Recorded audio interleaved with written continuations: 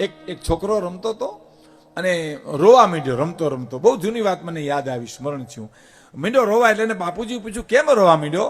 કે કાચની બંગડીથી રમતો હતો ને બંગડી તૂટી ગઈ ને એનો મને જોકો લાગ્યો. એમ જોકો લાગ્યો બેટા? તો આ કવિતા લખી કે રમતો તો બાળ એક બંગડી લી હાથમાં, એનો તે વાગી ગયો જોકો, અને જોકો વાગ્યો મને જોકો વાગ્યો, આવી તે પાડી રહ્યો પોકો. સાંભળી બાળકને બોલી ગયેલ હું કે એનો તે વાઈ હોય ની ભાઈ ધોખો. આ બંગડીના જોકા તો કંઈક ને લાગ્યા શ્રી વેદનાની પાડે છે પોકો. આ બંગડીના જોકા તો દીકરા હારા હારા લાગી ગયા તો હજી સાના નથી આ ગણાય.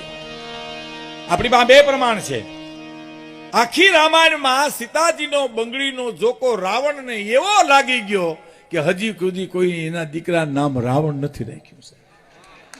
ભલે હોય એના જેવો પણ નામ નો હોય. અને આખું મહાભારત એનું મુખ્ય પાત્ર દુર્યોધન, એને દ્રૌપદીનો એવો જોકો લાગી ગયો, હજી સુધી સાંભળ્યું નથી કે ફલાણા ગામના સરપંચ દુર્યોધન ભાઈ આવ્યા, એને ગાડલી દ્યો બેહવા માટે. બે જોકાનું કારણ છે.